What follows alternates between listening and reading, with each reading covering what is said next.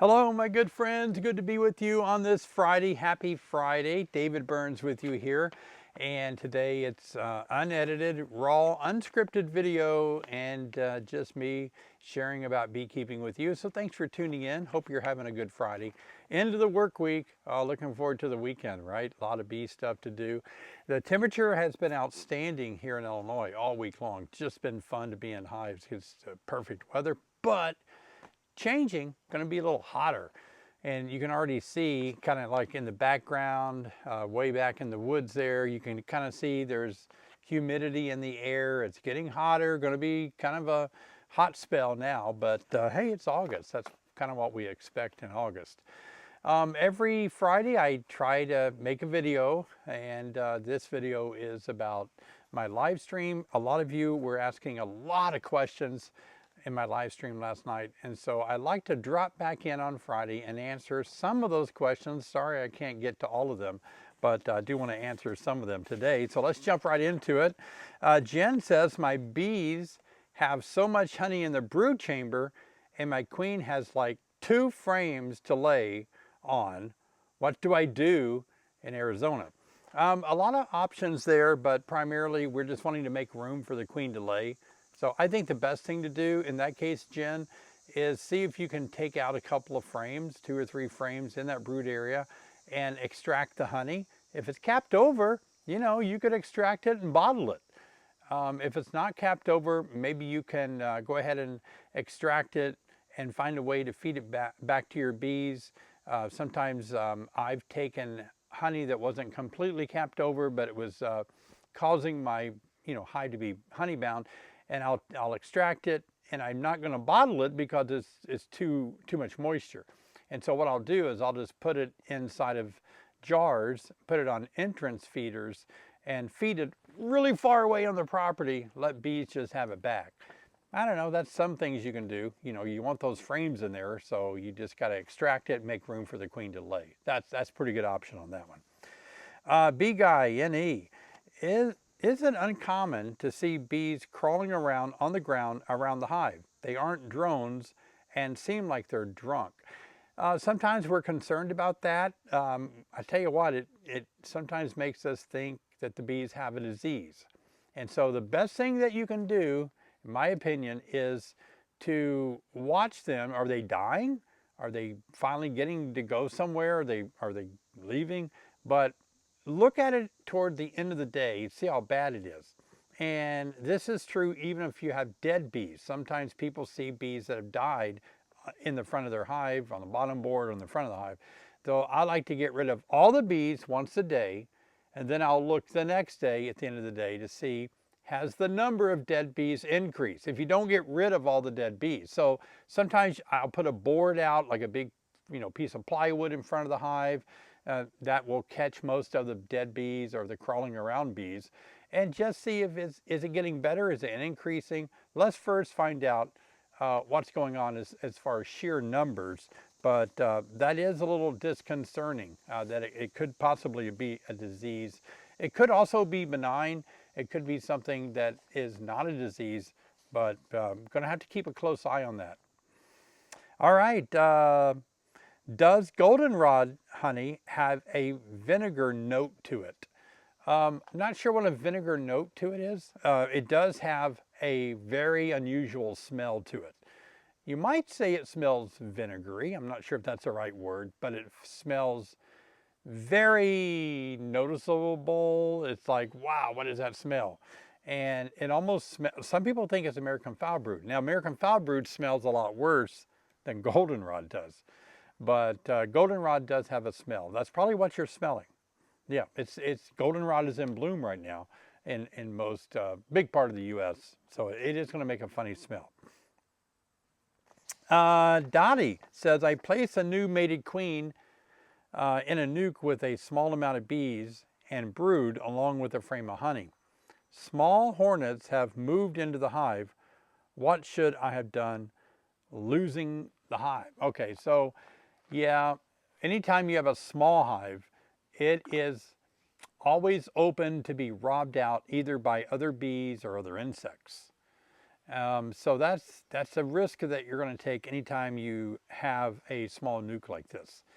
Particularly if they have honey in there and they're small in number, they're going to be invaded by robbers, by small hive beetle. I mean, it's just not good. What can you do differently? Try to do this very early in the season. Bees don't rob other colonies when they have a nectar flow, for the most part. So in the spring, in the summer, when flowers are blooming, we just don't see robbing. So that's when you want to play with all these small colonies and, make splits and make your nucleuses up and get them going early in the spring, because you got to get a stronger colony before we get into robbing season. And I have heard a lot of people say that they've been experiencing robbing, and some people have been asking me, what do I do? My hives are being robbed. Well, robber screen. Got to put a robber screen on there. And when do you put it on there? It's best to put it on there before it happens. I mean, it's like common sense, right? It's really hard to stop robbing.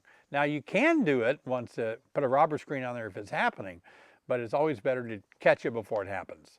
Yeah, that's a tough one this time of the year for sure. Hey Shane, we noticed a ton of bees. Oh, I answered that last night on my live stream. Sorry about that. Does pollen float in honey? I don't know. Let me think about that. It seems like it would, doesn't it? It seems a little bit drier, but it could be denser. I would have to do a little experiment to see. Don't know right off the top of my head. Yeah, don't know. It seems like it would float to me, but I think it would become real saturated eventually and could possibly sink the bottom. I don't know. Yeah. I'm not sure. I'd be more interested in knowing why you want to know. What kind of work are you doing or experiment are you doing to need that information? I'm curious now. Johnny, hi David.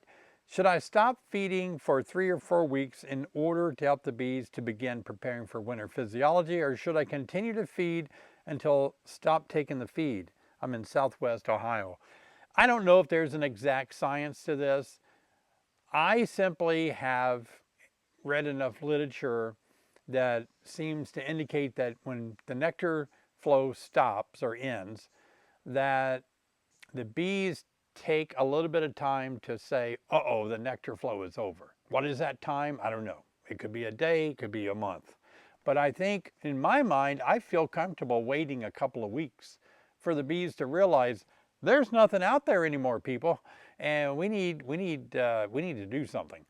So, and that kind of rides in harmony with the season, right? Like here in Illinois, we usually have the end of our nectar usually now, at middle to end of August.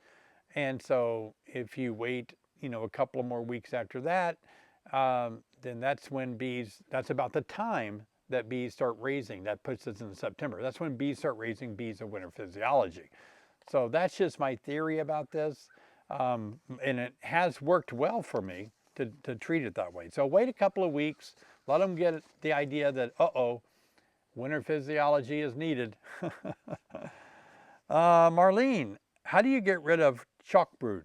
There's no cure for chalk brood. It's a fungus and it gets into the bees. Usually we see that in the spring or in a really wet climate. It's rare to have it in a dry season. It's dry here in August in Illinois right now. It'd be rare to see it now. But a lot of times to get rid of it, you just kind of hope your colony will get strengthened enough to deal with it. Sometimes it's, I remember one year I made a split really early in the season, in the spring.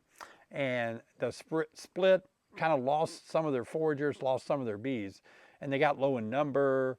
We had a little bit of cooler nights. Of course, spring is wet and rainy. Got a little chalk brood. That was probably 12, 15 years ago. And all I did was just kind of monitored it. And as things kind of got drier, and maybe I added some bees or something, but it seemed like they kind of brought it under control. All right, let's see. Here's a good question. There are lots of my bees crawling in the grass in front of the hive, falling all over the place while they're crawling. Does this sound like pesticides? Yeah. Could be. I mean, I'm not going to say it's not. Sometimes a pesticide hit, bees go out and get into pesticides, come back. You'll see their tongues extended. You'll see them dead on the bottom board or in the hive or in front of the hive. But, you know, it depends on how severe this is. Is there being pesticides sprayed in your area now? That's one thing to consider. Not a lot going on here in Illinois right now. The farmers are pretty much done spraying, but they could still get into homeowners. A lot of homeowners will try to kill bees in trees, try to kill bees in houses this time of the year. They just start noticing it. And then once they kill those bees, if they can, then your bees may go into that area, that same spot, and get the honey out of there that's been laced with pesticide. Bring it back to your hive, and it's not good.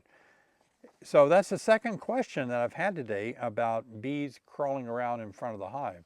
So yeah, there's something going on there. Definitely could be. And it's always hard to figure that out, isn't it? You know, the bees fly 2 to 3 miles easily. And so where in the world are they going? What are they getting into? Who knows, right? It's just hard to tell. Question from Mike. What is the difference between a queen excluder and a propolis trap? I guess you're saying, you know the difference, what they are, but you're probably saying what's the difference on how to identify them. We've had the propolis trap on a master beekeeper. I think it was maybe field or a lab test. And so sometimes people do get these confused. They look a lot alike. I wish I had two in front of me. I could show you the difference. But usually what we'll find is the propolis trap will have much more isolated segments, much more cross bars, and that's to help the propolis be gathered and to be able to be broken away freely. Where the queen excluder doesn't, like your metal queen excluders don't have a lot of cross bars. You know, they have a bunch of bars running this way, maybe 3 or 4 across that way. So, and if you look really close to a propolis trap, you'll actually see one side where, especially the plastic ones, where the segments are actually arrowed down to a flat. So each little thing that runs, I'm not describing it good, but if you look at it, one side would be smooth and flat, and then you flip it over, the other side has kind of a peak to it. And I put the peak side to where I want the bees to work it. I assume that's why it's made that way. So yeah, just look for more segments in a propolis trap, not so many in a queen excluder. That's one way to identify it. Hello, David. I'm in Arkansas. Let's get that right. A-R, Arkansas, Alaska. Yeah, there's no R in Alaska. I'm in Arkansas and have been queenless for about 3 weeks. Can I requeen? Well, if you've been queenless for 3 weeks, you're in danger, Jason, of actually having laying workers. After about 21 days of no brood and no queen, you can get laying workers. That's when you'll have your worker bees start laying eggs. They're going to be unfertilized because worker bees don't mate with drones, but they can lay eggs, and they'll be unfertilized. They'll be male drones. And so, yeah, you're at this critical point right now where you need to get a queen in there. And yes, you can requeen. Anytime you're queenless, you can requeen, right? I mean, you just got to do it. So I would suggest buying a mated queen, get her in there as soon as you can, because it sounds like the bees just haven't done much. Try to raise one on their own. All right, another question is, I like this one. Does tall grass in front of entrance bother the bees? Yeah, it does. How do I know that? I've watched it firsthand. So if there's no grass in front of a hive entrance, then the bees just go zoom, zoom, zoom, zoom, you know. But if there's tall grass blocking it, the bees go, and when they fly out, they go, so yeah, it bothers them. Does it really hinder them that much? Not really, but it's not the optimal thing that we as beekeepers want, because we feel like bees can work a little harder if the road's not blocked, right? No construction zones, makes us go faster. So I've just completed editing a video, and I'll be posting it this weekend on how you mow around your bees, how you trim all around your hive. Just to give you, I don't want to spoil it, but boy, there was one hive that did not like the weed eater. I'm telling you what, they did. It was bad, yeah. So it's good to keep your hives trimmed up, and I'll show you how to do that this weekend. So please keep watching my videos through the weekend. And the last question that I have today, let me double check. Let me double check here. Yeah, last question is, can small hive beetle go away on their own? Absolutely never not. No way. Unless the colony completely dies, but even if there's stuff in there, after they die, the small hive beetle like that better. So, I mean, your beehive has to completely die with no resources in it, like bee bread, nectar, pollen, and then yeah, your beetles would go away. But what's the use of that, right? I know you're hoping for a good answer. I wish I could say, of course they will. Just if you see a bunch of beetles in there, cross your fingers, they'll go away. That's not going to happen. No, it's unfortunate. In fact, the less you do, the more beetles you have. The longer you wait to treat beetles, the more beetles you will have. And a lot of beekeepers are finding that traps work really well, oil traps, Swiffer sheets, dryer sheets in the corners of your upper boxes will trap a bunch on. They get caught up in the microfibers with their little feet. A lot of beekeepers are saying Grub X. It's a lawn, granulated lawn care product that you can throw out on your yard to kill grubs. And a lot of beekeepers are reporting that really has kept their beetles under control, because it would kill those small hive beetles if they go into the ground to pupate. And yeah, they're not going to come out of the ground with grub X on it. They'll die. So there's things you can do, but the main thing is keep a good eye on it. Smash. That hive tool, oh my gosh, it's the best weapon against small hive beetles. Smash, smash, smash. The J-hook, a little harder to smash. Almost need to take, the J-hook and the old-fashioned hive tool with the bend on it where you can smash. But small hive beetle, thankfully here this year my yards have not been an issue at all. They've been scared to death to be here after I got mad at them last year. So no, not much small hive beetle this year. Been pretty calm. Yeah. Live stream happens every Thursday night, by the way, and I hope you guys are taking advantage of it. We have a lot of giveaways. We've been known to give away our classes to the entire viewers at that moment. We'll say something like, hey, the last few minutes after the live stream, we're going to give away our classes. They're free. Go online, get them. And we always, that's always a special occasion, but we always do have some giveaway items to help beekeepers. So it's an advantage. But the biggest advantage, I think, for the live stream is to be able to have your questions answered. I am an Eastern Apicultural Society certified master beekeeper. I don't know everything. I don't know if pollen floats on honey, obviously, but I don't know everything. But what I do know, I like to share and like to help people. So I don't believe I've got the corner of all knowledge. I don't believe people should keep bees my way or it's the highway. I don't think I have all the answers. I'm just one beggar telling another beggar where the food is. And so, yeah, if you like the live stream, I'd love for you to stop by. I'll leave a link here and be a part of the live stream. Also, I want to take a moment and share some life principles with you guys. And a life principle that I think is a powerful lesson to learn. And that is, I learned this from another video that I watched. It's a YouTube gentleman, and can't remember his name. Let me see. My phone's recording. I was going to look him up. Gosh, I want to say it's Vince, but it doesn't sound right now. But let me see. I'll try to. Well, I don't know. But I can't figure it out now. This is live, or this is unedited, unscripted. It's not live. Anyway, he was talking. His last name is Nestat. It's not Casey Nestat. It's his brother. I can't remember his brother's name. But I like his channel. He has a lot of life principles. But he had a video where he talked about good enough, excellent, and perfect. I thought that was a great video. And I mean, he might have got this concept from somebody else. I'm sorry, I'm not trying to plagiarize it. I'm just trying to share that what I thought that meant to me in beekeeping. But he shared that, you know, a lot of times we want to do things perfectly. And that keeps us from really achieving a lot. And last year at the Honeybee Expo in Louisville, I touched on this in my presentation there. But I think it's really important to realize that I think it's safe to say that nobody's perfect. Yeah, no beekeeper is perfect. You might have some beekeepers that you admire, that you like a lot, and you've never seen them make a mistake. I assure you they've made mistakes. Not on camera maybe, but they've made plenty of mistakes.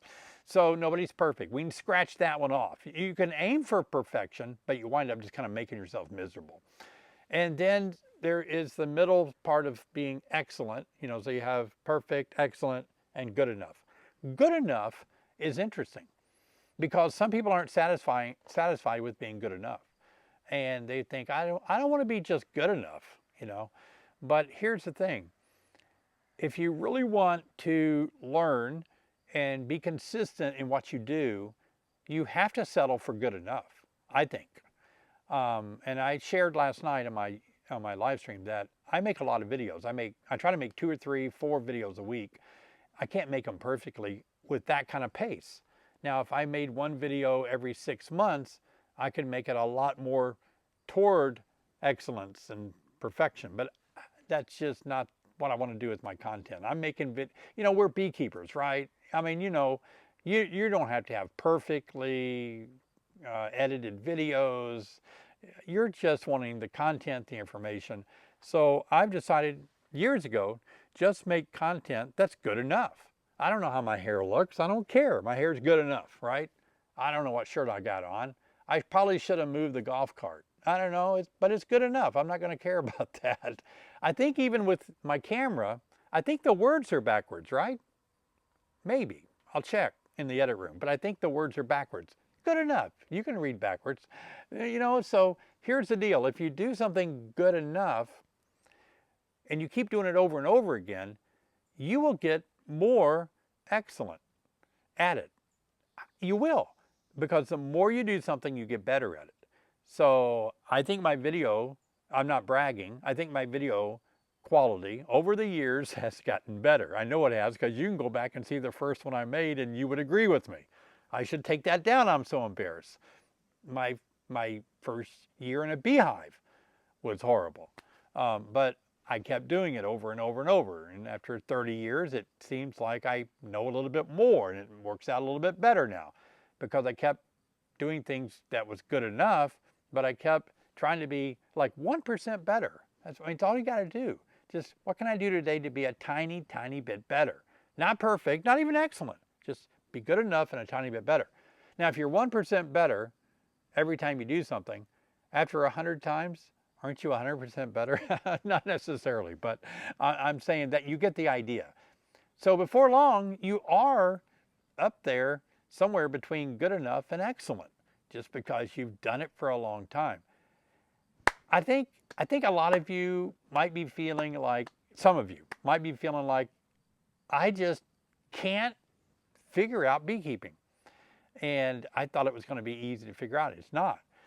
But the longer you're in it, it's amazing how much you will learn and know. Now, I don't want to, let's see, I can't edit this, so I got to really think this through. I'll just say it, and then I'll try to explain it. But oftentimes we want to watch YouTube videos. We want to go to conferences. We want to read books. We want to get information on beekeeping, and I promote that. I suggest that, right? I never say just get into it.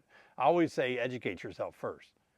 I'm a big proponent of that. But on the other hand, there's this kind of like swinging too far that way, where you've taken so many classes, you've been to so many conferences, you've heard all the science of beekeeping, the scientists make their presentation, you've read all the books, you've got just a vast amount of beekeeping knowledge.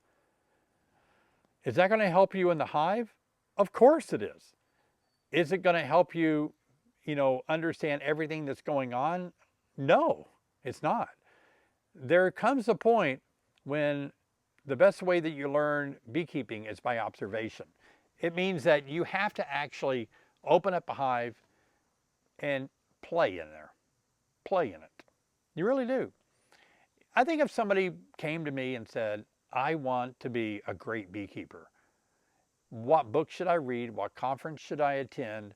What classes should I take? I would suggest this. I want you to first take a very basic but fundamental beekeeping course. I want you to know about the insect, the bug, the bee that you're going to be interested in. I want you to know about it. Not everything, but just get a basic knowledge of bee biology.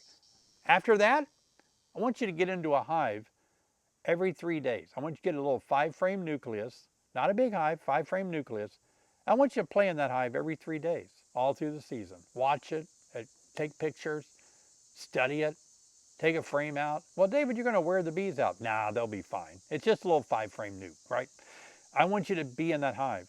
And then I want you to have another big hive, and I want you to be in there twice a month. I want you to see, I want you to watch. I want you to observe it. I don't want you to be afraid to get in there. If they're mean and ugly and defensive and agitated, kill the queen and put another queen in there that's more gentle. But you need to spend time observing bees. Please understand that. I've not said a lot about that, I don't think. On all my 16 years of making YouTube videos on beekeeping, I don't think I ever said, I want observers. I really do. I want people to observe things. Have you read some books by Dr. Tom Seeley? He's got a great one, The Democracy of Honeybees. And what did he do to write that book? He observed swarms forever, for years. And he wrote a book about it. Observed, though. He didn't just sit down and write a book. He observed and then wrote a book about what he had observed. So I want to really crank up the desire in you to really observe your bees. Open them up, look at them. Well, David, I don't want to keep them open too long. I understand that, but that's why you got to have a little 5-frame nucleus that you can keep open a little bit longer. Because if something goes wrong, you're not destroying an entire colony. You need something to learn on. This is a 5-frame nucleus is your beehive on training wheels. Yeah, it's you on training wheels, learning to work bees. Observe them. Don't observe on YouTube. Don't watch videos. I shouldn't say that. I'm shooting myself in the foot. But, don't get all your information and think you're going to get wiser by watching YouTube videos. It's going to help. That's why I do it. I'm not denying that it's not helpful. But you can't watch videos on how to land an airplane. You can watch, it'll be helpful. I've said this before. But when it comes to landing a plane, you got to sit in the cockpit. You got to put your foot on the rudders and got to hold on to the yoke. You've got to learn where the throttles are. You have to read the gauges, know if you're level, all that stuff. You've got to feel the plane. You've got to land it. You've got to do it. No matter how many videos you watch, it's helpful, but it's going to be where the rubber hits the road is you observing bees. Oh, I think that's so good. And that ties over to all life, really. If you want to get better at anything that you are doing in life, observe it more and talk to people that are doing it and really well that can do it really well. Observe what they do. And but you always can't do what other people do exactly. You can't be somebody else exactly. You got to be your own person. So I want you to really give yourself permission to be you as a unique beekeeper. I see too many beekeepers trying to be like everybody else in the club, everybody else they're watching on YouTube, everybody else that gave that talk. I want to be like them one day. We all need heroes. We all need people to look up to. I admire people and I'd love to be more like them. But when it comes right down to it, we have to be comfortable being us, and we have to give ourselves permission to be good enough at what we do, but being slightly better at it as the years go by observing our bees. Wonderful, isn't it? All right, great. Hey guys, please subscribe to the channel. I appreciate you helping me grow my channel so much. I'm inspired by all the community that has accumulated on my channel. Both I have a membership, a YouTube membership, which is really cool. It's down at the bottom of the screen. You can click down below my video here where it says join and become a member and support my channel. A lot of you have joined Beak Squad. It's basically those of you that show up on Thursday night and right now watching my YouTube videos. I appreciate that. And a lot of you have joined my mentorship program where you can email me and I help you all year long. That's called B Team 6. And you can be one of my mentees. And I love having a community of beekeepers. You guys are so kind, so supportive. You've sent me cool gifts and cool fun things to have and to enjoy, and it means a lot to me that you think of me that much. So I just want to say thank you so much. Oh, you know, somebody, I got to get something. I'm going to try to cut right through there really fast. I got to show you this. Can you wait just, I think I can do it in 20 seconds. Okay, here we go.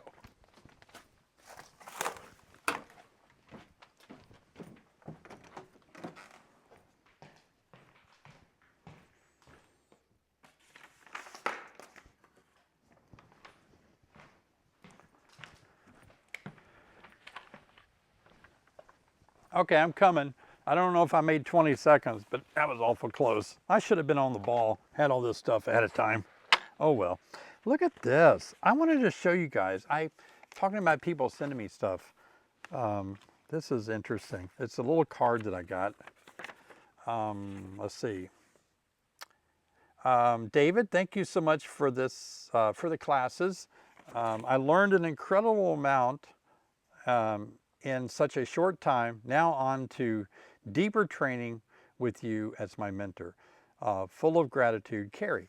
And she sent a picture that I believe her daughter, Willa, drew. Isn't that cool? Shout out to Willa. I wanted to show that. Look at that. Way to go, Willa. That's a pretty good representation of bees. And I like that you have, it looks like this is the queen bee. I'm assuming that's an egg because I think she's wearing a queen hat. And 6 legs, I like that. Got the 6 legs right. And the wings are right. You got, 2 pair of wings and so on. So good bee anatomy. So thanks, Willa. Thanks, Gary, for that. Also, I wanted to show you guys one more thing before I go. I was in a hurry. I didn't grab it all. I'm sorry. But this is so neat. I met this fellow, Matt, at EAS, and he has these teaching tools that he makes. And I'm going to give one of these away on my live stream coming up this next Thursday. Let's see. Last Thursday, I think, was the 22nd. Add 7 brings us to the 29th. So August the 29th, I'm going to give away. He gave me one of these to give away next Thursday night. But as you can see, this is not the best representation because there's more to it. I just picked up the one that was near me. But perhaps you can see inside. But there's an egg. There's one with an egg. This one doesn't show it, but it has an egg in it. This is nectar. It's got one with pollen. It comes with a bee, comes with a pupae, comes with an egg, comes with caps. But we can tell the difference between a drone cap and, a worker brood or something. But these little things just kind of, they're magnetic. Look at that. They kind of go together. And you can play with these and teach students with these things. And as soon as I mentioned this last night on my live stream, a lot of people were like, oh my gosh, I love that. Wow, where did you get that? What's the website? So I'm going to feature it. I'm going to give all that information out on my live stream on the 29th, August 29th. We're going to give one of these away to you guys. They're not cheap, so you want to tune in. I think they're about 68 bucks a kit. But anyway, it is a great teaching tool. I would have died to have one of these back when I was doing a lot of local classes right here before COVID. Been so good to let people come up and look and see what's in a hive and all. And so that's kind of cool. I wanted to show that today too. All right. Hey, if you have not seen the video yet where, let me think, this is Friday. What video do I want to refer to? Oh yeah. If you haven't seen the video yet where I give examples and show you firsthand how you harvest your honey from the hive to the bottle. Check it out right here. I'll see you guys over there.